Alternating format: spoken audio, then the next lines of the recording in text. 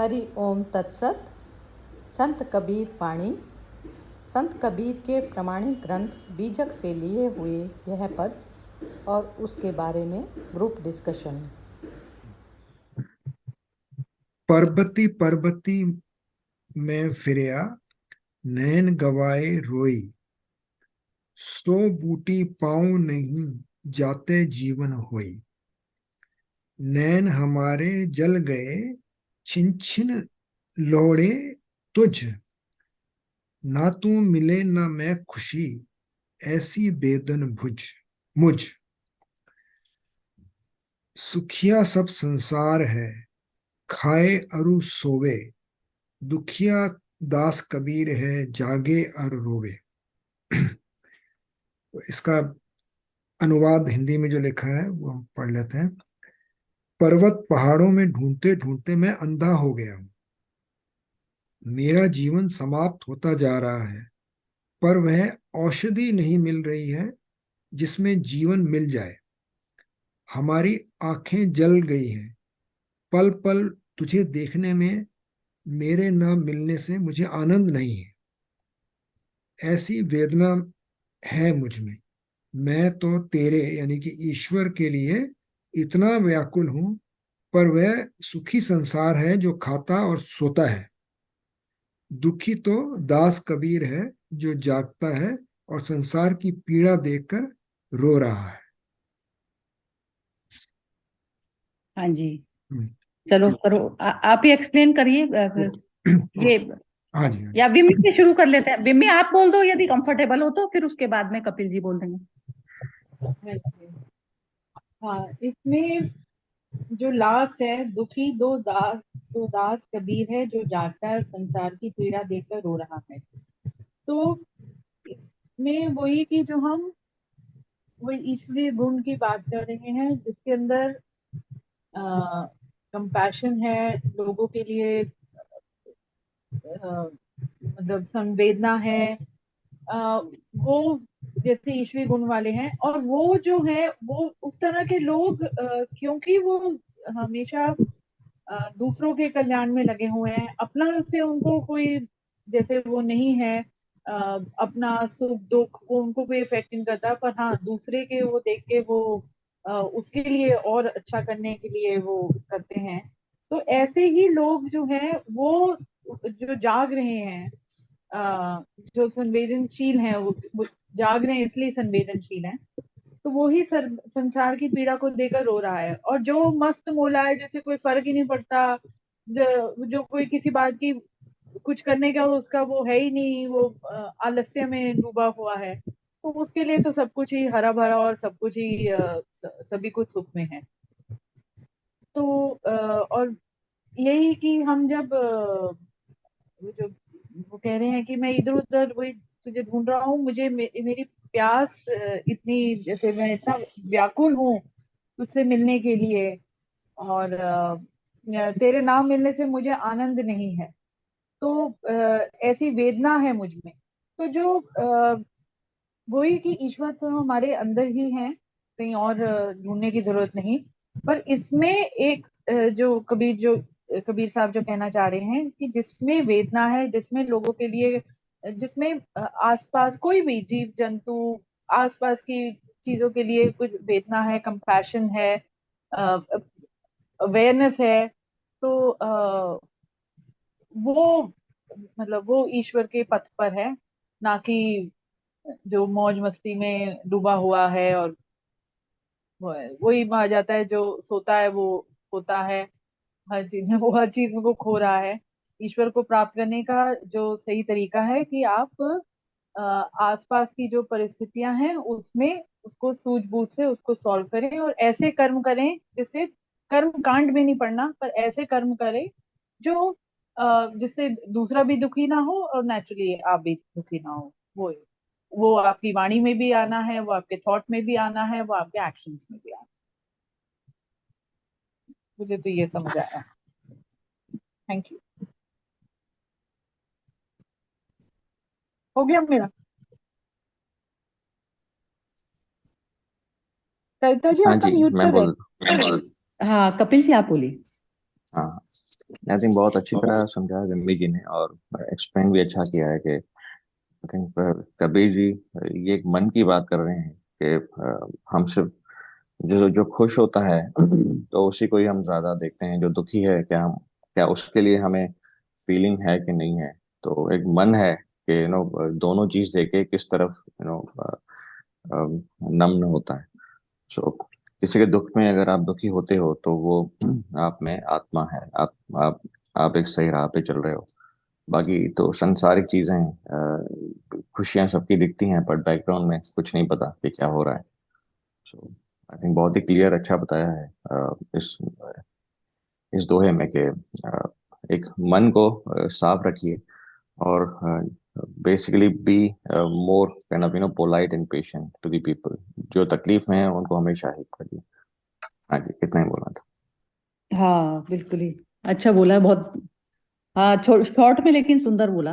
चलिए इसमें सिंह एक साहब। और चीज ऐड हाँ करना बस चाह रही थी कि जैसे मतलब प्रैक्टिकल में भी हम हमारे घर में जो काम कर रहे होते हैं, जैसे हमारी मेड्स ही हैं वो हैं, उनका ना हम ख्याल रखें और बाहर दान करने में लगे हुए हैं, तो वो ऐसा वही है कि बाहर आप ईश्वर को ढूंढ रहे हो, और जो आपके आसपास ही है आप उसी में वही उसी को ठीक कर लो तो वही बहुत है। तो ये बस एक suggestion। हाँ हाँ जी, हाँ जी, चलिए। हाँ, ओके। तो इसमें अच्छा बताया दोनों ने, विमी जी ने और कपिल जी ने। इसमें मुझे क्या लगता है कि इसमें कुछ तड़प की बात की जा रही है, यानी कि बिरहा में जलना होता है ना, उसकी बात कर रहे हैं कबीर साहब, कि कैसे तड़पता है जो सच्चा होता है ना, बोलता ज्ञानी बोल लो या जो ही बोल लो, जो सच्चा है वो उसके अंदर जो तड़प रहती है वो हर किसी के अंदर नहीं होती है। तो तड़प इसमें दिखाई है कि संसार जो है वो तो खा पी के सो रहा है, लेकिन उसको कुछ है नहीं, कुछ अवेयरनेस नहीं है, कुछ नहीं, तो उसको वो तड़पता नहीं इस आग में। तो इस आग में कौन तड़पता है? जो सच्चा भक्त है? वही इस आग में तड़पता है। इसमें मुझे एक एक गुरबानी का एक शब्द भी याद आ रहा है उसमें। उसमें बोला गया है कि एक क्वेश्चन पूछा है पहले कि काली कोयल तू कित गुण काली। भाई, कोयल से पूछा है कि काली कैसे काली हो गई तू, इतनी अच्छी तेरी जबान है, इतनी मीठी आवाज है तेरी, तो काली कैसे हो गई? तो वो जवाब देती है, अपने प्रियतम के बिरहा जाली, अपने प्रियतम की बिरहा की आग में मैं जल गई, इसलिए काली हो गई। तो इतना डीप सेंस बता रहे हैं इसमें, वेदना, दैट वेदना जो असल में विमी जी ने भी यूज किया है ये वर्ड उसमें। तो जो वेदना है वो बहुत ज्यादा हो जाती है, जब यानी कि उसके बिना रहा ही नहीं जाता, इस तरह से हो जाता है, यानी कि you can't stay without without that, इस तरह की हालत हो जाती है। तो दैट इज व्हाट कबीर साहब इसमें बताना चाह रहे हैं मेरे हिसाब से। हाँ नहीं बहुत। नहीं ये आप पकड़ पाए इसको चीज को, ठीक है बिल्कुल। ये जो वेदना जो शब्द आपने बोला ना, तो वो जो अब इसमें ये जो एक थोड़ा सा बिम्मी जी के कंसर्न में भी मैं बोलूंगी कि जैसे उन्होंने जो बोला आसपास की, जैसे हमारे पास में जो मेट्स हैं या कुछ है, हम लोगों को उनका ही हम वो नहीं रख पाते लेकिन आप उसमें जाएंगे ना, तो ये वेदना मतलब जो शरीर भाव में आते ही मनुष्य है, जैसे वो थे ना रामकृष्ण परमहंस। तो वो जब समाधि में चले जाते थे तो वो कहते थे, देवी तूने मेरे को जो है उससे हटा क्यों दिया। समाधि मतलब ये था कि वो बेहोशी वाली अवस्था में चले जाते थे। बेहोशी मतलब वो संसार के लिए होती थी, लेकिन वो होश होता था। होश इस प्रकार से कि शरीर का उनको भान नहीं रहा।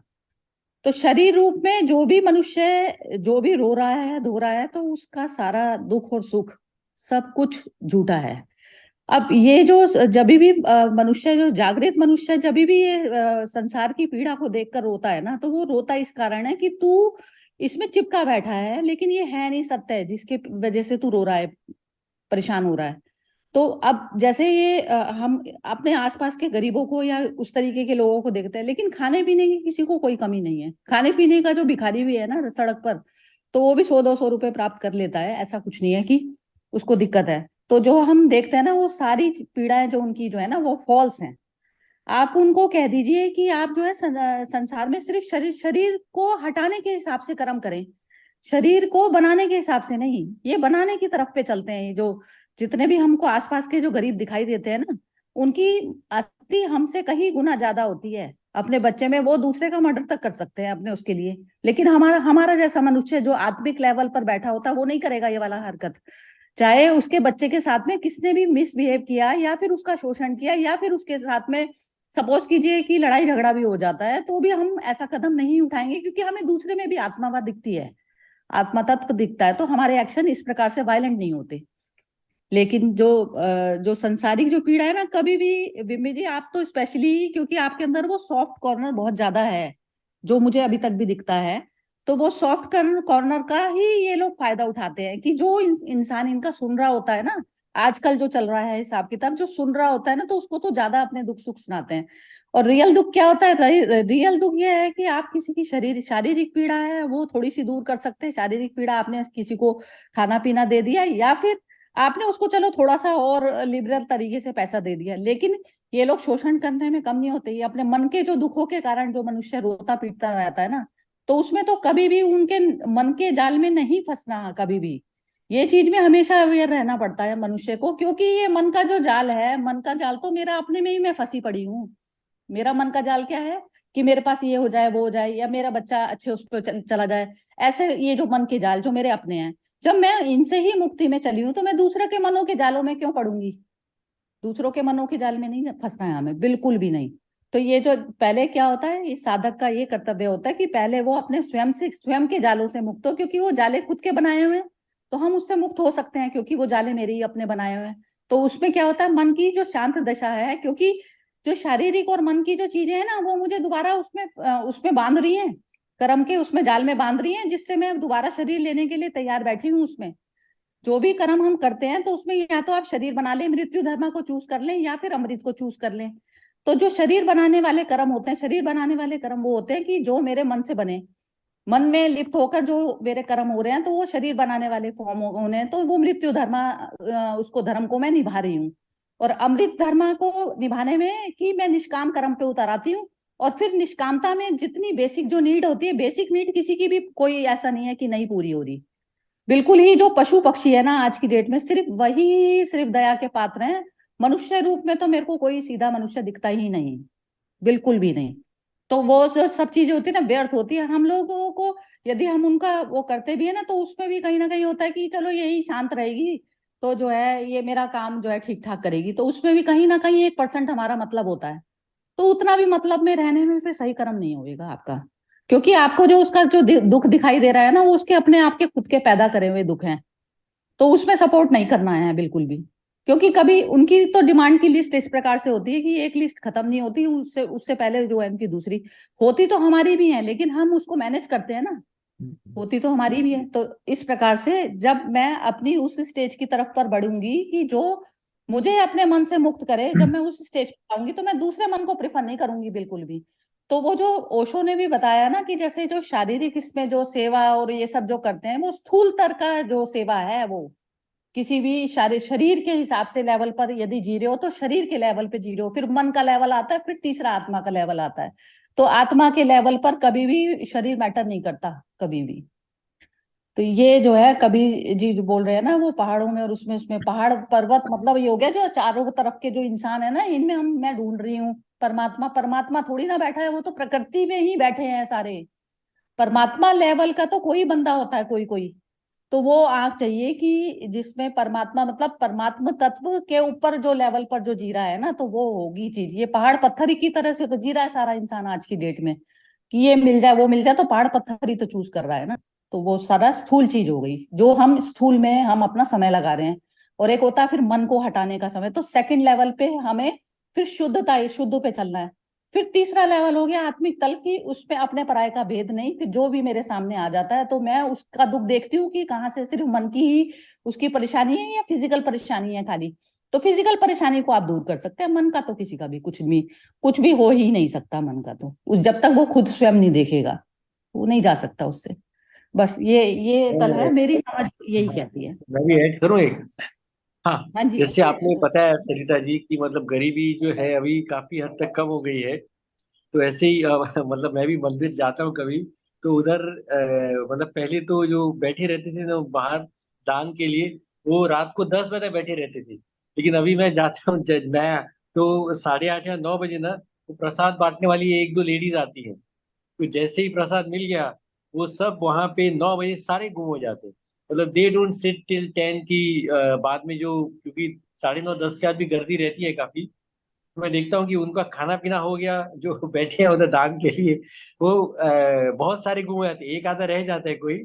मतलब ऐसे ही पहले मेरी सिस्टर बोलती थी कभी मुझे मंदिर के इधर जाना है, वहाँ गरीब होंगे, तो मैं उसका भी बोलता हूँ कि अभी ना इंडिया में गरीबी रही नहीं जितनी तुमको पहले दिखती थी। तो मतलब अभी पहले से काफी मतलब हैंड टू माउथ वाले लोग नहीं है, मतलब जैसा आप बता रहे हो।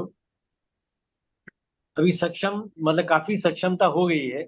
और ये कबीर जी का जो दोहा है, इसमें यही मुझे अच्छा लगा कि जो एनलाइटन मैन है, मतलब जिसको पता है कि भगवान से मिलना है, तो वो दूसरों को जो देख रहे हैं, जो अपने मतलब कि सुख भोग रहे हैं, जो भोगी हो गए हैं, तो उनको देख के उसको दुख होता है कि ये संसार के लिए कुछ कर नहीं रहे हैं, या अपने अपने सुख के लिए, मतलब अपने सुख के लिए भी नहीं कर रहे हैं, और गलत कर्म कर रहे हैं। तो वो उनको मतलब एक तरह से जैसे कबीर जी हो गए, यहाँ दूसरे ज्ञानी हो गए, तो वो कोशिश करते हैं कि लोगों को एनलाइटन कर सकें, या उनको थोड़ा बता सके कि आपको सही राह पे जाना है, और ये जो भोग है उनसे कम करना है, और सही कर्म करोगे तो प्रभु से मिलन होगा। बाकी ये जो तीर्थ और ये पहाड़ पहाड़ का सोचना, मतलब कि जो मंदिर और तीर्थों पे घूमते हैं लोग कि वहां भगवान मिल जाएगा, तो वहां नहीं मिलने वाला है, भगवान आपके अंदर ही है। और ये बाहर ढूंढना बंद करो। और इस तरह से वो बता रहे हैं कि मैं भी व्याकुल हूँ। खैर ये मुझे समझ में नहीं आया व्याकुल क्यों है, उनको तो सही राह मिल चुकी थी कबीर जी को। हो सकता है कोई और कॉन्टेक्स्ट में बोल रहे होंगे, तो बस यही नहीं कहना था नहीं, मुझे। कोई नहीं, और वो कॉन्टेक्स्ट उसकी में। हाँ, तड़प वो व्याकुल। में, तड़प में व्याकुल है। जैसे अभी सरिता जी ने बात की ना, जो वो तड़प यानी कि बिरहा में व्याकुल, यानी कि सबसे ऊंची चीज चाहिए उनको, उनको उसके अलावा और कुछ नहीं चाहिए। लेकिन जैसे आपने बोला ना अभी, खाना पीना तो और सोना तो एक पशु की वृत्ति है एक्चुअल में। वो पशु के लेवल तक ही है। जब खाना पीना और सोना उसका हो रहा है सही, तो पशु वृत्ति पे ही ठहरा हुआ है। हम्म, जो ये वेदना जो है ना, वो कभी बहुत उच्च लेवल की मानी जाएगी। और हम्म, एक और सरिता जी ने बात की बहुत बढ़िया, अ, ये, हाँ, करुणा के बारे में। तो ये एक होता है मिसप्लेस्ड कंपैशन, यानी कि अननेसेसरी हम ओवर कंपैशन करते हैं, मतलब जैसे बच्चों के साथ भी ऐसे करते हैं, इतना इतना लाड़ प्यार इतना करते हैं कि उनको असल में हम कमजोर बना देते हैं, यानी कि वो मजबूती के बजाय दे बिकम कमजोर हो जाएंगे। वो मतलब वो अ, आगे जाके फेलियर को फेस करेंगे ज्यादातर, क्योंकि उनको हमने कंपैशन में बहुत कमजोर बना देता है। तो उसको मिसप्लेस कंपैशन कह सकते हैं। बाकी अभी और हाँ। हाँ, मैं भी एक ऐड करना चाहूंगी, वो जो सरिता जी कहे थे, वो जो वही जो मेड्स वाला बात। हम्म, मेरा वो उसमें ये था कि हाँ, कि ना, जो कंपैशन की बात है, जैसे यही कि अब श्राद्ध होते हैं, तो लोग श्राद्ध के उसमें इतना कुछ कर रहे हैं, और घर में जिनके, जब आपके जहाँ तक जब जीते जाते माँ बाप हैं, उनके लिए आपके पास टाइम नहीं है। जो तो वही चला गया endurance, हाँ, उसके आपके सारे वही उसमें लगे हो। सेम बिल्कुल। वही है, बाहर इतना दान कर रहे हो, पर आपके आसपास जो यदि कोई डिस्टर्ब्ड है, मतलब जेन्युइनली यदि आपको लगता है, वो तो है कि जैसे इन मेड्स का तो काफी बारी वो लगता है कि वो ऐसे, पर यदि जेन्युइन लगता है, यदि उनकी हेल्प करने का किसी चीज में, आप उनकी पहले कर लो, वही पहले अपने घर को साफ कर लो, पहले अपना शुद्धिकरण करो। संसार तो बहुत बड़ी चीज है उसका साफ करने में। तो हम, वो मेरा ये था कि वही है कि सब कुछ पहले अपने से शुरू होता है, इधर उधर ढूंढने से। ईश्वर वही है तुम्हारे, है अपने में वो ईश्वरी गुण तुमने इस्टेब्लिश कर लिए, या उस पथ पर हो, तो वहीं आपको ईश्वर मिल गया, ना कि जंगलों में या कहीं और में। और वही कि जैसे अभी भी एक किसी ने बहुत अच्छा भेजा था, ये नवरात्रों पर ही भेजा, नवरात्रों का नहीं, ये श्राद्ध का ही, कि अपनी माँ के ही जाके उसको ही थोड़ा सा वक्त दे दो और उसके ना जैसे उसके पास थोड़ा बैठ जाओ, तो वो ही है बहुत। ये हाँ, नवरात्रों में भेजा था वो माँ का कि सब लोग वो वैसे जैसे मैसेज भेजते हैं माता रानी का, तो वो उसने कहा कि अपने घर की माँ को ही पहले पूछ लो। तो वो मेरा मतलब है कि हम इधर उधर भटक रहे हैं, पर अपनी चीजों को ही अपने जो मेरी लिमिट में है जो है वो ही नहीं हम कर पा रहे हैं। तो बस। बिल्कुल बिल्कुल। ये वही है कि जो है ना, जैसे जागृति आएगी ना, तो आपको जागृति यही हो जाता है कि जब आप शरीर भाव से जब आप हट कर, और जब शरीर की भी जितना जरूरी है ना, जितना जरूरी है अपने लिए और या अपने आसपास के लोगों के लिए, आप उतना ही करेंगे। उसमें भी बैलेंस रहेगा। पता है क्या होता है, जैसे हम कई बार शिक्षा मिलती है ना, तो ऐसी वाली मिल जाती है कि हम उनके साथ बैठे, उनके साथ वो, लेकिन यदि मदर को सिर्फ मेरे को ही देख के सुख मिल रहा है, वो कोई दूसरा बंदा आता है उसको देखकर सुखी नहीं होती, तो वो सुख सुख नहीं है, वो सुख सुख नहीं है वो। हाँ जी, हाँ जी। ये भी देखना है ना, ये भी चक्कर है। मुझे बहुत सूक्ष्म यात्रा है ये वाली एक्चुअली। इस पे क्या होता है ना, जैसे क्या होता है, मदर फादर अपने ही बच्चों को देख के बस खुशी हो रहे हैं, बस अपने ही वाले का दिख जाएगा तो उनके जान प्राण आ जाएंगे। अरे सब में ही वही तो वही तो आता है, वही आता है ना, सबके सामने ही वही आता है। मैं अपने ही बच्चे को सोचूं कि वही मेरा आके बस वो करेगा, तो वो चीजें नहीं है ना। एक पर दृष्टि नहीं रखनी है और ना रखवाने देनी किसी को। वो क्या है, बंधन हो जाता है हमारा, हमारा अपना बंधन हो जाता है। यदि मैं ये सोचूं कि मेरे अपने, मैं ये सोचूंगी कि मेरे समय में, इस समय में, मेरे इस मोमेंट में जिसने जो भी मेरे सामने परिस्थिति आई है, मेरे को उसको टैकल करना है, तो फिर मेरा अपना के लिए, अपना पराया तो खत्म ही हो गया ना उसके लिए, कि मैं अपने वालों को ही कर दूं। ना ना, वो वाली चीज में भी नहीं जाना, क्योंकि वो भी बांध लेते हैं ना फिर। वो अपने तरह तरह के इमोशनल अपने वो फेंक फेंक के ना जाल वो बांधते हैं फिर हमें, वो बांधते हैं। ये सारा सिस्टम ना ये चलता रहता है, ये धागों वाला अंदर से, अंदर से जो अटैचमेंट वाले जो वो होते हैं ना, बहुत मुश्किल है ये तोड़ने। ये बराबर, ये जो हमारे अपने वाले जो वो है ना, वही तो सबसे ज्यादा मुश्किल वाली चीज है। जो अच्छे जो है हमारे, उन्हीं का बंधन तो तोड़ना बहुत मुश्किल है। तो मुक्त आत्मा तो कब होगी, जब चारों तरफ से मुक्त होगी, तो तभी तो मुक्त होगी ना। तो मुक्त होकर फिर आप जो भी करेंगे ना, सामने होकर जो भी कुछ करेंगे, तो वो कर्म फिर आपका सम्यक कर्म कहलाता है। कि वो सही कर्म जिस समय जो जरूरत थी, जैसे जिस समय जिसको मेडिसिन, कोई इंसान मर ही रहा है बिल्कुल मेरे को देखे बिना, तो मैं उस समय जाऊंगी उसके पास में। बुद्ध भी जाते थे, जाऊंगी, क्योंकि कि उस समय उसको जो है जान प्राण, लेकिन मैं उसमें नहीं जा रही हूँ, अंधे मुंह में नहीं जा रही। अब बुद्ध भी आए, अपने फादर जब उनके जा रहे थे, तो वो बुद्ध आए उनसे मिलने के लिए। तो वो बोलने लगे कि तू राज्य का भार संभाल ले। तो उन्होंने ये चीज बोली उसको कि सब प्रकृति में देखो वही तत्व है। तो उसको वो दर्शन कराए उन्होंने उसको। वो ऐसा करके नहीं आए थे कि मेरे फादर जा रहे हैं तो इसलिए मैं मिलिया उनसे, ऐसा नहीं करके आए थे वो। ये वाला भाव, बस ये चीज यदि समझ के, यदि ये समझ भी आ जाए ना, एक बार को समझ आकर, और फिर जब हम करेंगे ना, तब हमारा समय कर्म निकलेगा। अदरवाइज नहीं है। अदरवाइज भी सारे ही लोग जो हाथ में जो है ना जाल लेके बैठे हुए हैं, हमारे इवन अपने खुद के पेरेंट्स भी, इवन खुद के सिस्टर ब्रदर भी, सब सब ऐसे ही जाल लेके बैठे हैं कि टेक इट फॉर ग्रांटेड लेते हैं उस चीज को। मनुष्य धर्म इसलिए नहीं मिला है, चारों तरफ से ही जो है आपको वो करना पड़ेगा। आएगी, समझ आ जाएगी ये वाली चीज। क्योंकि आपके ना थोड़े थोड़े वैसे वाले कमेंट्स जो होते हैं ना, कमेंट्स में थोड़ी सी सॉफ्टनेस है, वो हार्शनेस आनी जरूरी है आपके उसमें। जैसे मेरे में हार्ड है ना, ज्यादा हार्ड है, तो मुझे थोड़ा सॉफ्ट होना है, लेकिन आपके में ना थोड़ी सॉफ्टनेस ज्यादा है। Middle path. हाँ, तो वो मिडिल पाथ पे आके वो बैलेंस होंगी, तो ये थोड़ा भावुक हो जाती हैं। हाँ, हाँ। बिम्मी जी का स्वभाव थोड़ा भावुक वाला है, तो भावुकता नहीं चलती धर्म में, भावुकता से नहीं चलेगा। तो भाव में भी जो है परमात्मा नहीं है, भाव में परमात्मा के लिए कर, परमात्मा वाला भाव है तब तो चल जाएगा। लेकिन यदि पब्लिक के लिए भाव आ गया ना, तो दिक्कत है, वो वो वाला भाव नहीं चलेगा। वो बोलते हैं ना, भव सागर पार करना। वो भव का हाँ, सागर है, उसको पार करना, यानी कि भावों से परे, भाव परे। तो वो इसी को भव मतलब भाव सागर कहते परमात्मा, परमात्मा वाला भाव तो चल जाएगा, लेकिन वो मनुष्यों में जो भाव में उतर आते हैं ना, तो वो गड़बड़ हो जाता है काम। बहुत अच्छा रहा आज का ये सेशन। हैं।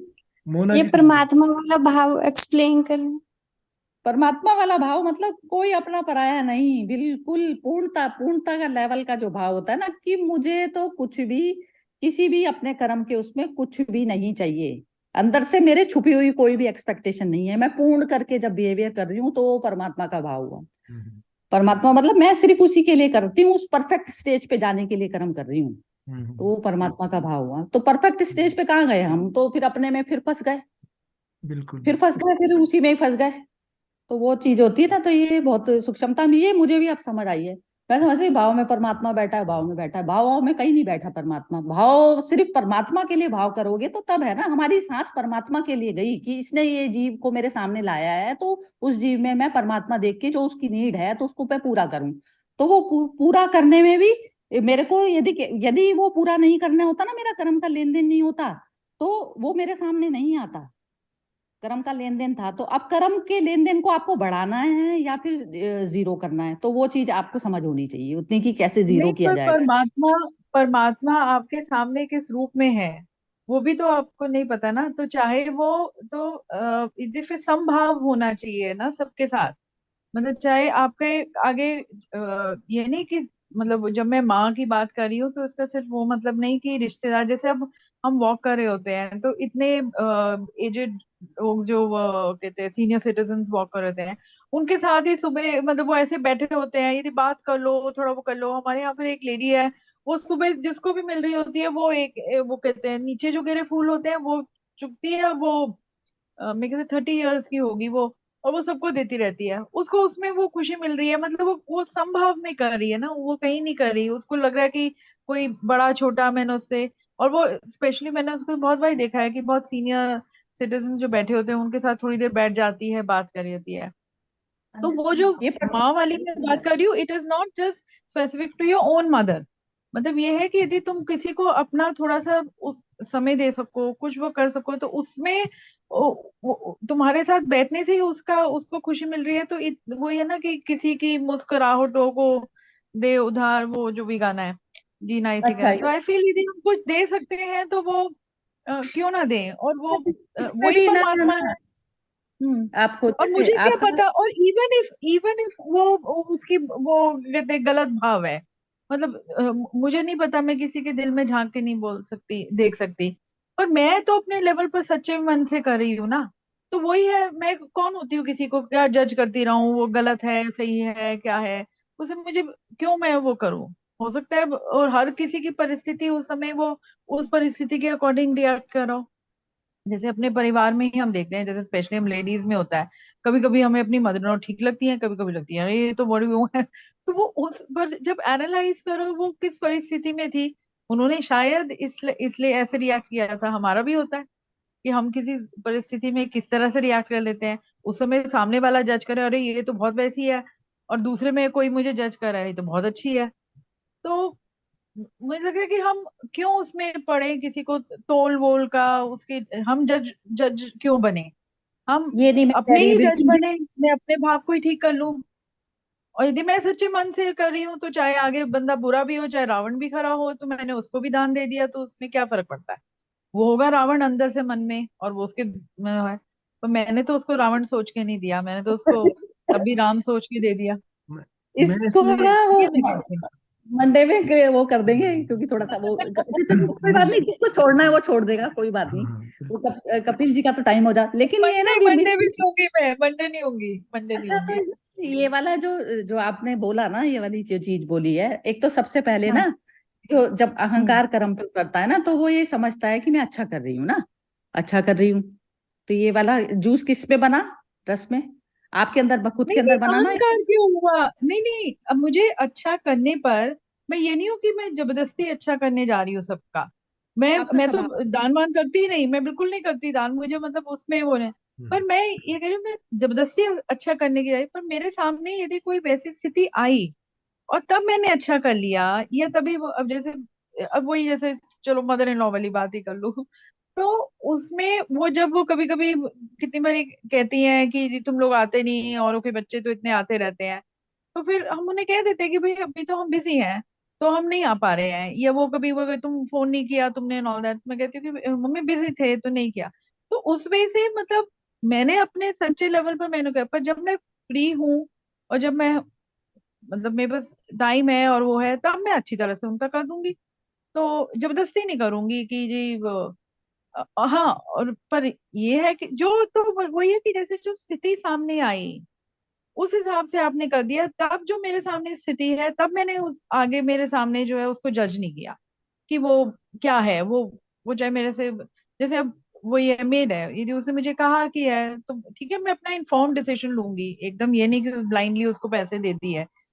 अ, पर यदि लगा कि वो जेन्यूनली उसमें है तो दे दूंगी। पर और ये किसी और के साथ भी कोई लगा तो हाँ विमी हाँ, जी, तो ये विमी जो जी चीज जो मैंने आपने तो की अपना ना बोझ रूमी जी। उठा दिया ना। हाँ जी, हाँ मैंने हाँ अपना हाँ बोझ हाँ निकाल हाँ, दिया कि मैंने उसको हाँ ये वो आपने मेरे अपने उस मन का समय बोझ निकाला। दर पर आया। हाँ, वो मेरे दर पर आया और मैंने उसको कहते वो भी, यदि उस समय नहीं, मेरे साथ तो एक बार ऐसे हुआ भी कि हम जा रहे थे तो मेरा बेटा साथ में था, तो एक ऐसी रोड साइड काफी बूढ़ा थे आए, और मैंने पहले मना कर दिया कि नहीं इस तरह से। बाद में पता नहीं एकदम वही वो जैसे वो वेदना करुणा मतलब भाव आया। मैंने कहा ये तो इंसान मतलब ठीक है, यदि इसके हो भी ऐसे ही मांग रहे हैं, हो सकता है जेन्युइनली मांग रहे हो, इतने बूढ़े हैं, घर से बाहर निकाल दिया गया हो इनको बेटों ने, और इस तरह से ऐसे सड़क पर है, तो मुझे देना चाहिए था। और वो फिर मुझे दिखे नहीं, और तब तक तो मैं रेड लाइट पर थी, क्रॉस आगे कर चुकी थी। तो तो अभी तक मन में होता है कि कभी वो दिख जाए तो मैं शायद तब दे दूं, तो वो जैसे वो बोझ तो रहा, क्योंकि दूसरा मेरा एकदम विचार आ गया उसी समय कि मैंने दे देना चाहिए था। हाँ शायद जेन्युइनली भिखारी बन गए हों हम्म। अपने सर्कमस्टांसेस के कारण। विमी जी, तो एक वो एक था बस। एक बात मैं बोलना चाहता हूँ। हाँ जी। जो भी काम मोह में किया जाए वो कितना भी अच्छा हो गलत है, और जो भी काम प्रेम में किया जाए वो कितना ही बुरा हो लेकिन सही है। तो इसको एक मोह से प्रेम की ओर जाना है, तो तभी हम मतलब हम्म। कुछ सही करने लायक बनेंगे या कुछ बनेंगे। पूरी गीता में अर्जुन को मोह से बाहर ही निकाला है कृष्ण जी ने। वही तो काम किया पूरी गीता में, शुरू से लेके 18 चैप्टर तक मोह से ही बाहर निकाला उनको। तो ये मोह में जो काम होगा वो कितना भी अच्छा लगे, कितना भी मीठा हो, कितना भी अच्छा हो, वो गलत है। और प्रेम ये में ना लगे विमल जी, तो ये कर्ता कड़वा। भाव आ जाता है। हाँ ये जैसे आपके मन में जो ये जो ग्लानि पैदा हो गई ना, जैसे जो हम्म। आपके मन में जो विचार बना, करुणा तो आपको हम्म। दिखी, आपके अंदर आई, लेकिन नहीं हुआ। फिर हमको ये मानना भी तो पड़ेगा ना, हम निमित्त मात्र है ना, निमित्त मात्र है। हम्म। तो उसमें कर्ता का बोझ कैसे, वो थोड़ी ना है कि आपके नहीं देने से वो पला नहीं, वो उसका कहीं और था ना, लेन देन हम्म उसका कहीं और था, आपसे नहीं था। आपसे लेन हम्म। देन नहीं था, आप तो निमित्त मात्र थी। तो आपके उसमें वो वाली चीज नहीं आई कि देने के लिए, देने का भाव नहीं आया। तो देने का भाव भी जो गरीबी देखकर जो हमारे मन में पैदा होता है ना, तो वो भी तो गलत है ना। दिखा दिखा दिखा के, अपंग दिखा दिखा के ही तो ऐसे ही तो ग्रैब करते हैं यहाँ पर इंडिया में तो ये धर्म को। लेकिन फिर भी कहते हैं कि करो, फिर भी करना चाहिए, वो जो भी बोलते हैं ये वाली चीज की करनी चाहिए, क्योंकि 10 में से कोई एक जो है हो सकता है खराब, मतलब एक हो सकता है जो जेन्यून हो। तो 10 को देने में हम्म। बुराई नहीं है, क्योंकि कहते हैं अच्छा करते रहो, अच्छा करते रहो। अच्छा बंद नहीं करना चाहिए, कभी भी करना ही चाहिए। अच्छे में कभी एक तुम्हें मिल जाएगा सुयोग्य पात्र जो जरूरी था, तो उसमें करने वाली जो हम्म। आदत होती है वो हमेशा ही अच्छी रहती है। लेकिन ये जैसे अब इसमें कर्ता के बोझ से दबी हुई हो आप, कि ये जो आप समझ रही हो कि वही मिलेगा तो मैं उसको दूंगी, ऐसा नहीं है ना। वो भूखा थोड़ी ना सोया होगा, वो कहीं हम्म। और से था, उसका दाना पानी अन्न, अन्न पे लिखा है ना। बिल्कुल एक बिल्कुल। एक अन्न पे भी निश्चित है हमारा। हम तो अभी इसी जन्म का बैगेज लेके बैठे हैं, लेकिन अनंत जन्मों से यात्रा चलती आ रही है, तो कण कण पे लिखा है कि कौन सा कण। हमारे सामने भी तो उठ जाती है थाली, हमारे सामने भी तो हम नहीं खा पाते, कई बार इतनी जल्दी में होते हैं, कुछ होते हैं, तो वो सन पे हमारा नहीं था। ऐसा होता है, तो हम्म। इतना ज्यादा उस पे जाना होता है ये चीज ना, तो आपको कर्ता के बोझ में नहीं जाओगी। जब आप निमित्त मानोगी ना अपने आप को, तो कर्ता के बोझ पे नहीं जाओगी। ना कभी आपको रिग्रेट होगा, और ना कभी आपके अंदर वो बनेगा कि मेरे से ये चीज अच्छी हो गई, अच्छी करके भी आ गई तो नहीं करना और करना एक बराबर हो गया। हम्म। इतना मतलब जैसे उसकी चीज आई है तो उसको आगे से प्रवाह कर रही हूँ, ऐसे होता है ना। जैसे उसने दिया, जैसे ऊपर से गंगा उतरी है वहां से, गंगोत्री से, और फिर वो जो है बीच में जो है उसने मेरे को निमित्त बना दिया किसी को देने के लिए, उसमें आ रहा है सब चीजें ऐसे करके। वो बहुत मतलब वैसा वाला भाव होता है, तो उसको बस वो वहां तक पहुंचना है हमें। मन बनिया बनीच न छोड़े, जन्म जन्म का मारा बनिया, अजहूँ पूर न तोले, पासंग के अधिकारी ले ले, भूला भूला डोले, घर में दुविधा कुमति बनी है। पल पल में चित तोरे, कुंभा के सकल हरामे। अमृत में विष घोले, तुम ही जल में तुम ही थल में, तुम ही घट घट बोले। कहें कबीर वासिष्ठ को डरिए, हृदय गांठ न खोले। यह मन बेईमान बनिए के समान है, जो बनियापन नहीं छोड़ता। जन्म जन्म से आदत होने के कारण वणिक अपनी आदत से लाचार होकर आज भी पूरा नहीं तोलता। कम तोलने का अधिकार समझते हुए वह भूल जाता है दुविधा के कारण उसकी बुद्धि खराब हो गई है और हर पल अपनी अंतरात्मा को दुखी करता है। उसका सारा कुटुंब ही मुफ्तखोर हो गया, जो अमृत में विष घोलने लगा है। बनिया मन में बार बार तुम ही जल में हो, तुम ही थल में हो, तुम ही घट घट में बोल रहे हो, ऐसा बोलता रहता है, पर उसके मन में कुछ और ही रहता है। ऐसा ज्ञान जो मन के वश में आकर सच्ची बात प्रकट ना करे, हृदय की बात खुलकर ना कहे, ऐसे शिष्य से डर कर रहना ही श्रेष्ठ है।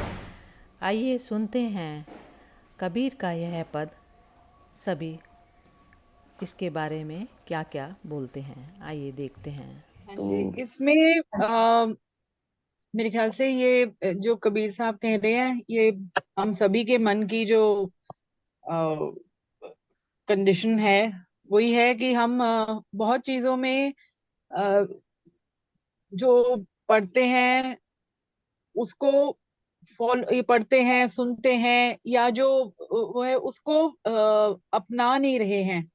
रोजमर्रा के जीवन में कहने को तो हम बहुत बड़ी बड़ी बातें बोल रहे हैं, और जैसे और बोल भी रहे हैं और दिखा रहे हैं कि हम बहुत ही जैसे सच्चे हैं और कुछ गलत नहीं करते हैं।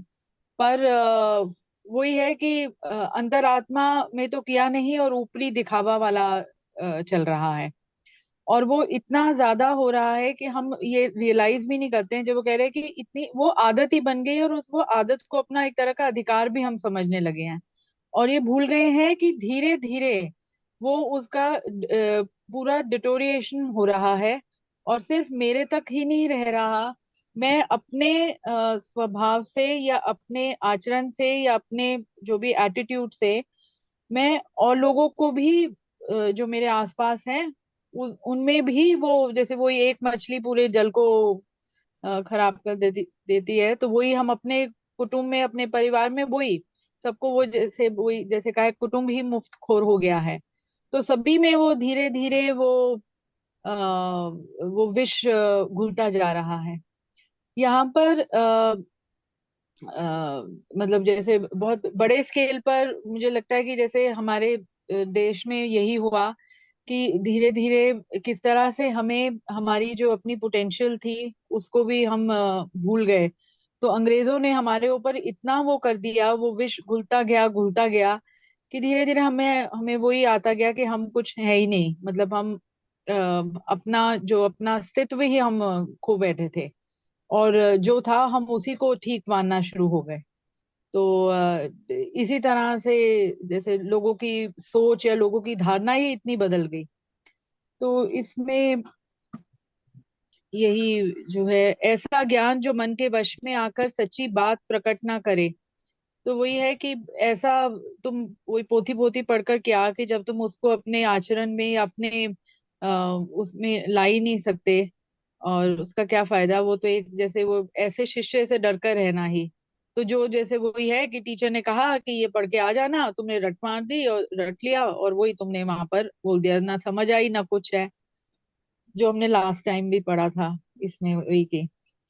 तो वो मतलब अपने आप का जो शुद्धिकरण की बात कबीर साहब कह रहे हैं, वो पूरी तरह से मतलब अंतरात्मा में, और कहीं भी आप किसी भी स्टेज पर जैसे डोलो नहीं, मतलब अपने जो भी प्रिंसिपल है उससे हटो नहीं। तो वो कोशिश रहनी चाहिए हमारी। बस। Thank you. बहुत बढ़िया, बहुत अच्छा भी। चलिए चलिए और लोग। हाँ, सिंह साहब बोलेंगे अब। हाँ जी, सिंह साहब बोलिए। हाँ जी, हाँ जी। तो कबीर साहब इसमें, वैसे विमी जी ने बिल्कुल सही बोला है, जो भी बोला है एकदम परफेक्ट बोला है।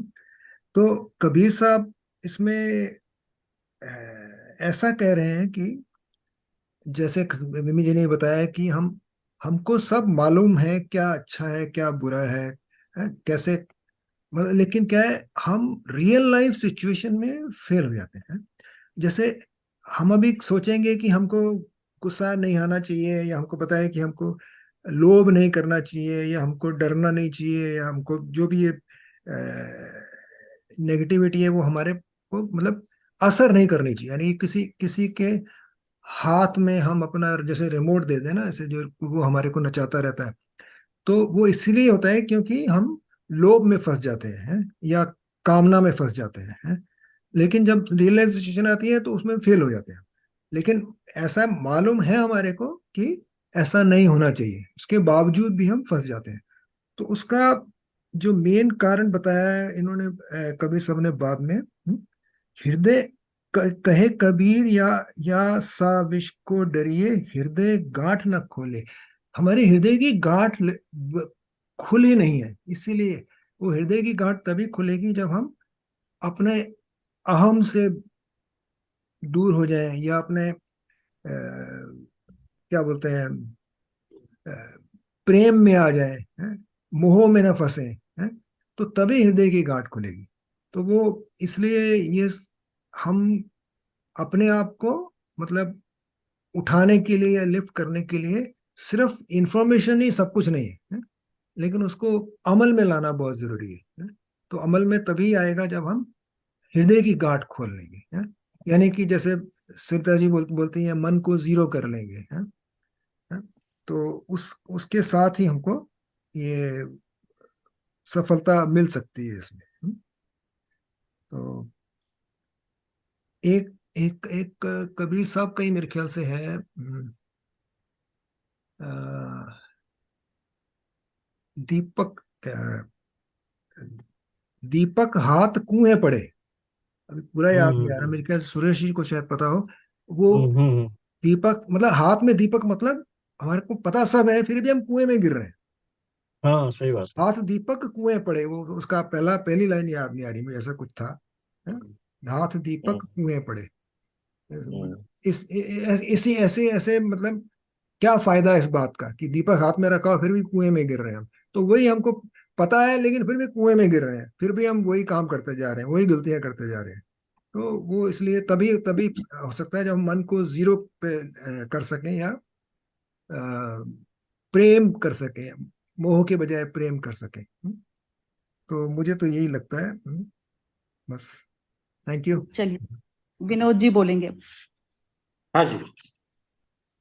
ये इसमें एक दोहा याद आता है मुझे। वो कहावत है, मन में राम बगल में छुरी। तो मन में एक बात होती है और हम दिखाते कुछ और है। वो गलत है। मतलब कि जैसे कुछ लोग स्ट्रेट फॉरवर्ड रहते हैं, मतलब जो मन में वही बोल देते हैं, तो पता रहता है कि वो आपके बारे में क्या बोलते हैं या क्या सोचते हैं। तो आपको पता है कि वो आपका मित्र है या मित्र नहीं है। लेकिन कुछ लोग होते हैं कि मन में एक रहते हैं और बताते कुछ और है, मतलब कि हाँ है हमारे साथ, साथ में नहीं है लेकिन दिखाएंगे कि हम आपके साथ ही चल रहे हैं। तो वो जो है, इससे वही बता रहे हैं कि आपको जो है पूरा तौलना है, मतलब कि जो तुम्हारा 100% जो है वो करके ही देना। मतलब जैसे वजन तोलते हैं तो 100 ग्राम तो 100 ग्राम देना है, तो उसी तरह से आप जब अपना कोई भी काम कर रहे हैं तो उसमें अपने को 100% जो अपना एफर्ट्स है वो डाल के करना है। काम में चोरी नहीं करनी, मतलब सच्चाई से और पूरे विश्वास के साथ जिसके साथ दोस्ती करें या काम करें वो पूरी तरह से निभाएं। जो कर्म करे उसके प्रति पूरी तरह से कर्म भी अच्छी तरह से करें। ये एक चीज है। और मतलब कि जब हम 100% कर्म के अंदर करेंगे तो गलत कर्म होगा भी नहीं हमारे से। और दूसरा पैराग्राफ था, तो मतलब कि फिर वो साइकिल देख देख के घर में बाकी जो सदस्य हैं, अगर समझो बड़ा गलत कर रहा है तो उसको देख के दूसरे भी जो है मुफ्तखोर हो जाते हैं। वो जैसे एक्सप्लेन किया है, तो मतलब अगर बड़ा सही चल रहा है तो बच्चे भी या परिवार भी सही तरीके से सही जगह पर चलेगा। तो ये है। और मतलब जैसे कि अब दो प्रकार के लोग होते हैं, एक होते स्ट्रेट फॉरवर्ड और एक थोड़े आधा ग्लास खाली आधा भरा हुआ है, वो हिसाब से अर्ध सत्य बताएंगे आपको। मतलब आधी बात बताएंगे, जो आधी बताने वाली वो नहीं बताएंगे। तो उसमें ऐसा रहता है कि जो स्ट्रेट फॉरवर्ड है वो तो पहले ही बता देगा कि ये गलत है ये सही है, तो आपको एटलीस्ट पता है कि आपके सामने क्या दुविधा आ सकती है। तो दूसरे प्रकार के लोग को जज करना मुश्किल रहता है। और फिर कबीर यही कह रहे हैं कि अगर आप अपने साथ 100% सही नहीं हो या दूसरों के साथ सही नहीं हो 100%, तो अपने आप को भी आप गलत ही कार्य कर रहे हो। मतलब विष जो है आपके अंदर भी घुलता जा रहा है। तो आपके जो गलत कर्म बन रहे हैं वो अल्टीमेटली आपको कहीं ना कहीं जो है वो दुविधा में ही डालेंगे। तो दूसरों के साथ सही चलोगे तो कर्म भी सही होंगे और आप सही दिशा में चलोगे और आपकी लाइफ सेटल हो जाएगी। यही बोल रहा हूँ। Thank you. हाँ जी सुरेश जी, बहुत बहुत मैं बोलती हूँ बहुत बढ़िया। हाँ सरिता जी। इसमें इसमें मुझे तो ऐसा समझ आया कि सबसे पहले ये सीट बदलनी होती है, कि हमें सुप्रीम सीट पे बैठना होता है सबसे पहले। तो इसमें ये बताया कि तुम ही जल में और थल में और घट घट में बोल रहे हो, तो सबसे पहले उस भाव में आना पड़ेगा। तो उस भाव में आते ही आपके कर्म अपने आप शुद्ध हो जाएंगे। तो जो भी बनिया प्रवृत्ति ये है कि बनिया प्रवृत्ति ऐसी होती है कि मैं अपने पास में बचा लूं, मेरे को ज्यादा से ज्यादा प्रॉफिट हो जाए, ये बनियापन होता है। तो बनियापन उस चीज में अपने आप ही ऑटोमेटिकली आपका ये है बनियापन। रहते हुए में यदि आप संसार में जी रहे हैं कि मेरे अंदर से मन से कुछ भी ऐसी चीज घटना ना निकले कि क्योंकि सब में सेम भाव आ जाए सबसे पहले, तो उसमें बनियापन जब आएगा, जब सेम भाव, जब आप सीट बदल लेंगे तो उसमें बनियापन तो पॉजिटिव सेंस में आ जाएगा सबसे पहले। तो उस तरीके से हो गया। तो जब आपके अंदर सब घट घट में वही बोल रहा है, वही सब कुछ है, तो आपका जो अपने आप ऑटोमेटिक जो कर्म होंगे वो अपने आप ही ठीक होंगे। तो बाहर में भी जो स्ट्रेट फॉरवर्डनेस जो अभी विनोद जी ने बोली, तो वो स्ट्रेट फॉरवर्डनेस भी उस तरीके से होगी कि स्ट्रेट फॉरवर्ड भी आप बोल रहे हैं ना, तो बोल रहे हैं तो वो उस भाव में एक तो इंसान सामने की गलती को देखकर बोल रहा होता है, और एक सामने कि किसने कौन से लेवल से किया है काम, और मैं नहीं जानता उसका कि मन का क्या था लेवल। तो अब जैसे कोई एक बनिया कोई शॉप चला रहा है और वो देखता है कि कोई पैसे नहीं दे सकता, और वो जो है उसको दे दिया उसने, और उससे पहले कोई आया है उसमें उसने कुछ हेरा फेरी कर दी या फिर कम दिया उसको उस करके। या फिर ये इसमें क्या होता है कि मन का लेवल ये होता है कि मन उसका कहाँ कहाँ पर बैठा है। उसका मन यदि सत्य में बैठा है तो सत्य में कुछ भी जो करेगा सत्य में बैठकर, तो सब कुछ उसका जायज हो जाता है। 100% जायज सत्य में बैठकर हो जाता है। तो सत्य के पथ पर बैठना सबसे पहले इंपॉर्टेंट है। उसके बाद में तब जो भी कर्म घटेंगे आपके वो सही कर्म होंगे।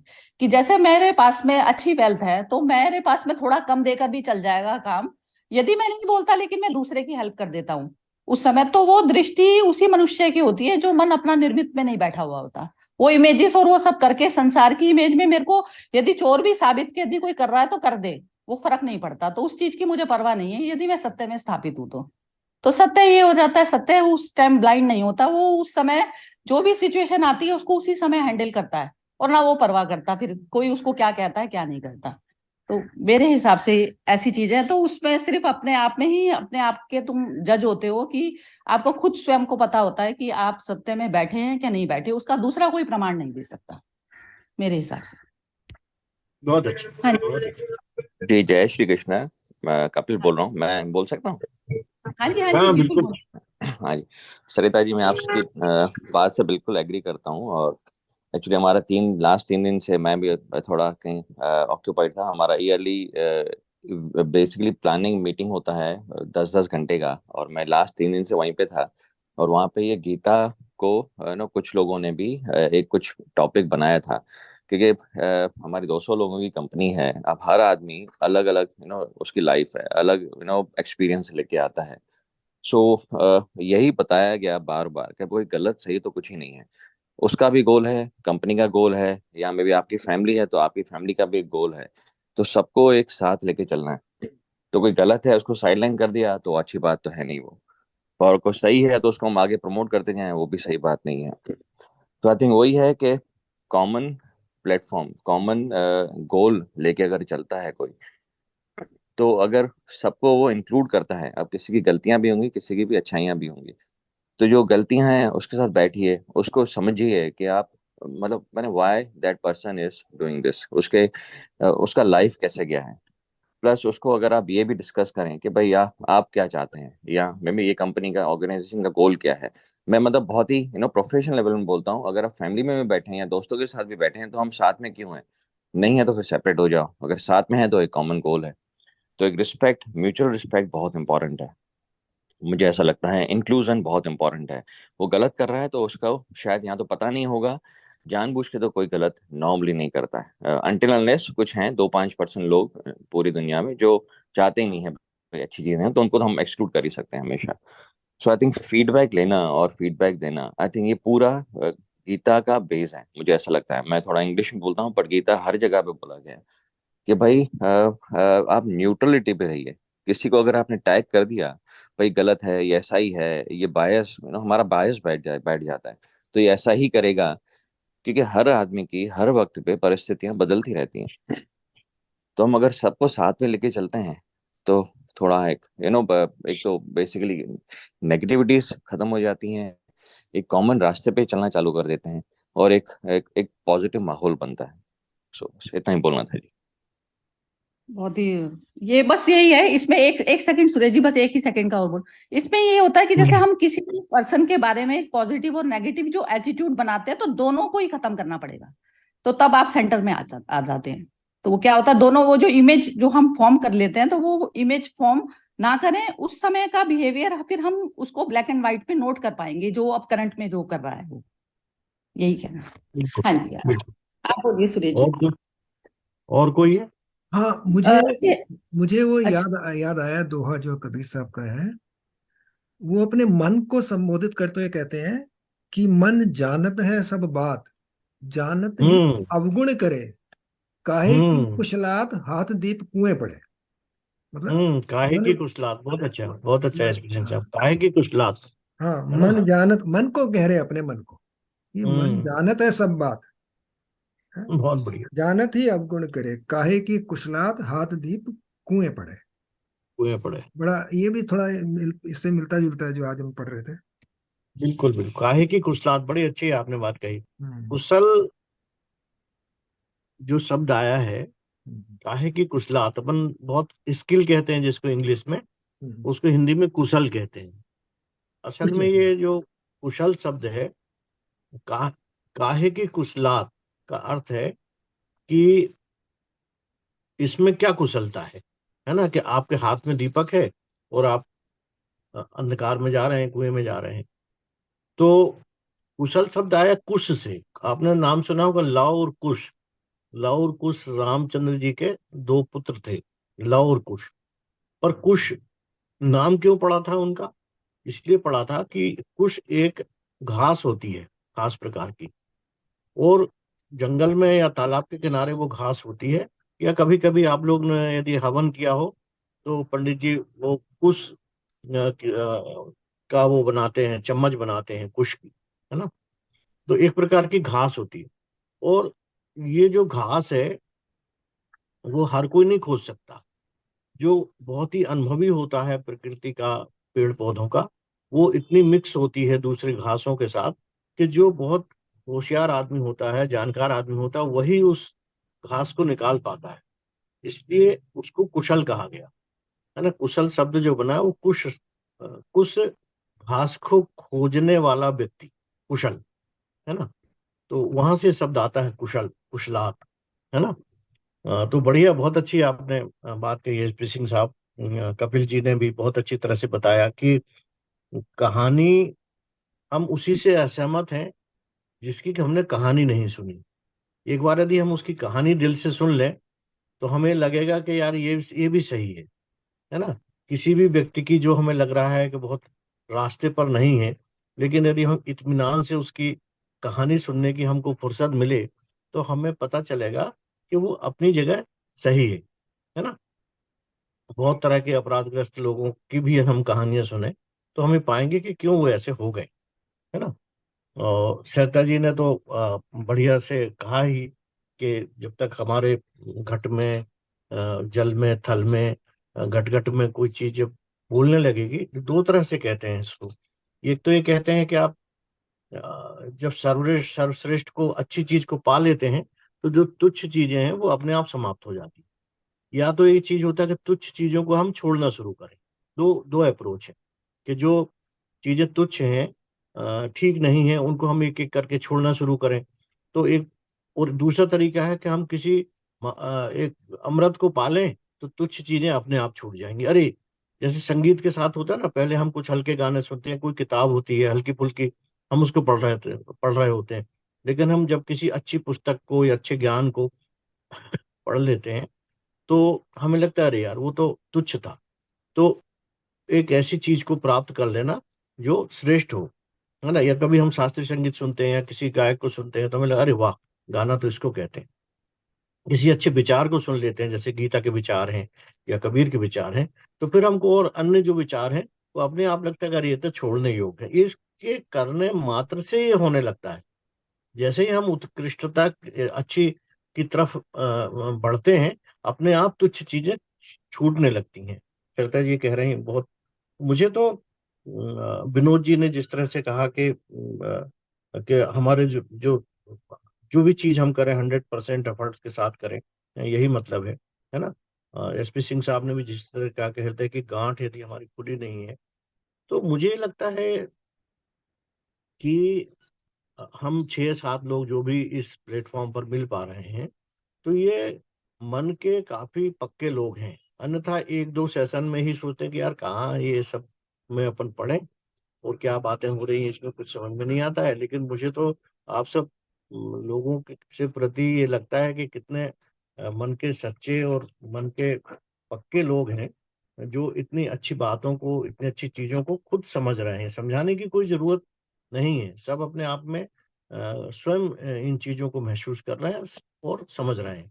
ये तो हमारा एक बहाना है कि हम मिलके बात करें। फिर भी आज मुझे एक सवेरे से जो मुझे कुछ मन में हो रहा था, उसको मैं एक कविता के मार्फत शेयर करूंगा आपके साथ। और ये, क्योंकि ये इस पद का तो अर्थ लगभग आप समझ चुके हैं, थोड़ी बहुत जो कुछ बचा है वो अपन कर लेंगे। खासकर जिस तरह से दुनिया में युद्ध और बच्चों के साथ और महिलाओं के साथ जिस तरह की चीजें हो रही हैं, तो उसमें एक बिस्लावा सिम्बोस्का की एक कविता है कि इस नई सदी को तो दूसरी सदियों से बेहतर होना था। कितनी ही चीजें थी जिन्हें सदी में होना था, पर शुरुआत में ही जिन्हें नहीं होना था वो हो गई। खुशी और बसंत जैसी चीजों को और करीब आना था। पहाड़ों और घाटियों से उठ जाना था आतंक और भय का साया। इसके पहले कि झूठ और मक्कारी हमारे घर को तबाह करते, हमें सच की नींव डाल लेना थी। कुछ समस्याएं थी जिन्हें हल कर लेना था, मसलन भूख और लड़ाइयाँ। हमें बेबसों के आंसुओं और सच्चाई जैसी चीजों के लिए अपने दिल में सम्मान जगाना था। जैसा कि आप देख रहे हैं, वही होता है, हर बार यही होता है। सबसे अहम सवाल सबसे बचकाने ठहरा दिए जाते हैं। तो 2-3 दिनों से, जब से ये इजराइल और वहाँ का युद्ध चल रहा है, अ, व्यक्तिगत रूप से मेरे मन में बहुत बेचैनी थी कि जब भी इस तरह के कोई युद्ध होते हैं, इस तरह की जो नफरत की दीवारें बनती हैं, इस तरह से जो आतंक के साए गहराते हैं, सबसे ज्यादा आम आदमी उससे प्रभावित होता है। उसके दुखों को हम देख नहीं पाते, और उस सब का कारण यही है, जिन चीजों की चिंताएं संत कबीर जी जैसे लोग, गुरु नानक साहब जैसे लोग, महावीर जैसे लोग, बुद्ध जैसे लोग, या कृष्ण की गीता में, या रामचरितमानस में, या सदग्रंथों में, या सत्पुरुषों ने, संतों ने इन्हीं स्थितियों से बचने के लिए, मनुष्यता को बचाने के लिए अपने पूरे जीवन का त्याग किया। तो हम कुछ लोग संभवतः इतने इस तरह के युद्धों को, इस तरह की बेबसियों को तो नहीं दूर कर सकते, पर कम से कम अपने आसपास की जो भी हमारे दायरे में है, उन चीजों को यदि हम थोड़ा बहुत भी कुछ कर पाए तो हमारे ये प्रयास बहुत सफल होंगे। तो इस पद को लेकर थोड़ी सी बात मैं ये कहना चाहूंगा कि मैं थोड़ी बैक में जाऊंगा कि हमारे धर्म और आध्यात्म के पूरे इतिहास क्रम में हम ये देखते हैं कि वो सारे के सारे धार्मिक नेताओं द्वारा संचालित किए जाते हैं, है ना। और उनमें हमें ये बताया जाता है कि हम कुछ कर्मकांडों को करें, कुछ प्रार्थनाओं को करें, मंत्रों को दोहराएं, कुछ किसी नक्शे पर चलें, अपनी कुछ इच्छाओं का दमन करें, विचारों पर नियंत्रण रखें, अपनी वासनाओं को मार्ग दें, अपनी भूख को सीमित करें, यौनाचार से बचें, और ऐसी अनेक अनेक चीजें हमको सभी धर्मों में, धर्म ग्रंथों में, सामाजिक व्यवस्थाओं में बताई और सिखाई जाती हैं। तब इससे होता क्या है, ये इससे जिस प्रकार के सद्गुण हमारे भीतर आ जाएं वो तो बेहतर है, पर इससे सिर्फ सद्गुण नहीं आते हैं। इससे धीरे धीरे हमारे मनों में एक तरह की एक रास्ता और कट्टरता भी आती है। और ये जो धर्म के स्वरूप वर्तमान में हम देख रहे हैं, ये इसी का प्रतीक है कि जब हम किन्हीं व्यवस्थाओं को सच मानकर और उन पर इतने ज्यादा आश्रित हो जाते हैं, और जो धीरे धीरे हमारा आश्रय बढ़ता जाता है कि हमारी समस्याओं का समाधान कोई गुरु कर देगा, कोई धार्मिक पुस्तक कर देगी, कोई विचार व्यवस्था कर देगी, कोई मंदिर कर देगी, या कोई मस्जिद कर देगी, या कोई ऐसा स्थान कर देगा, या कोई नेता कर देगा। तो हम धीरे धीरे किसी न किसी रूप में हमारा मन हम स्वतंत्र होते चले जाते हैं। और जब भी हम थोड़े भी अकेले होते हैं तो हमारे भीतर एक घबराहट फैलने लगती है, और हम फिर किसी न किसी ऐसी चीज की तलाश में घूमने लगते हैं जो हमको किसी प्रकार की राहत दे, हमारे भय को दूर करे, हमारी समस्याओं का निदान करे। तो होता यह है कि हमारा जो मन है वो इतना उपद्रवकारी है, इतना चीजों से वो बहुत दूर भागता है। जरा से भी आप कोई भी चीज पर आपने टिकना चाहा तो वो तुरंत भागता है। इसलिए अ, इस मन को समझना, इस मन के बारे में जानना, इस मन को मानना और इसकी क्रियाओं का अध्ययन करना, ये सचमुच मनुष्य जीवन के लिए बहुत कठिन काम रहा है। तो कबीर साहब ने मन के ऊपर बहुत बातें कही। जैसे इसमें वो कह रहे हैं, मन बनिया बनिज न छोड़े।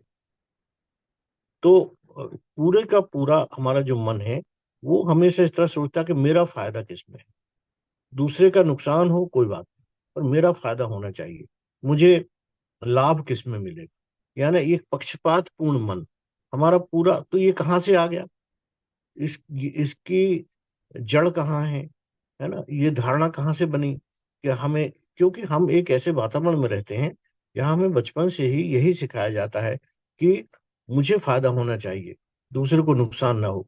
तो मन बनिया बनिज न छोड़े, है ना, इस तरह का वो नहीं छोड़ता। कबीर साहब ने मन के ऊपर बहुत पद कहे हैं। और जैसा कि अभी एसपी सिंह साहब ने भी एक पद कहा, है ना।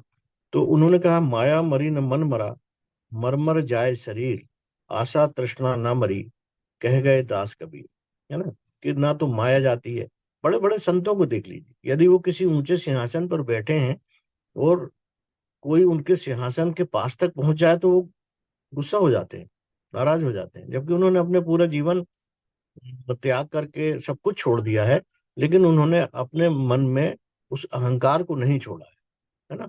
उनके यदि कोई उनके किसी नियमावली में जरा सा दखल पैदा हो जाए तो वो नाराज हो जाते हैं, क्रोध हो जाता है उनको, है ना। तो कबीर साहब ने, मन तो है किसी विधि समझाऊं, है ना, कि हाथी हो तो अंकुश लगाऊं, मन तो है किसी विधि समझाऊं। और भी उन्होंने कहा, तेरा मेरा मनवा कैसे एक होई रे, मैं मैं कहता हूँ आंखन देखी, है ना, वो उन्होंने कहा। उन्होंने, मन के मते न चालिए, मन के मते अनेक, जो मन पर असवार है सो साधु कोई एक, है ना।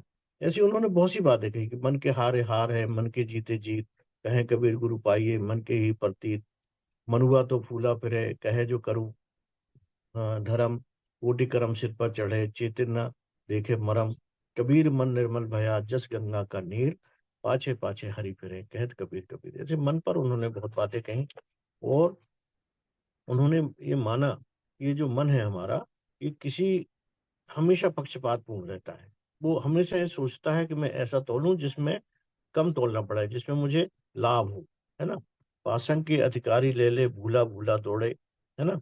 और ये जैसा कि आप सभी लोगों ने अपने जो विचार व्यक्त किए, उनमें ये बहुत साफ तौर पे है कि धीरे धीरे हमारी ऐसी पक्षपात करने की, ऐसे अपना लाभ देखने की आदत पड़ जाती है, और हमको वो फिर ऐसा लगने लगता है कि यही हमारा धर्म है ना।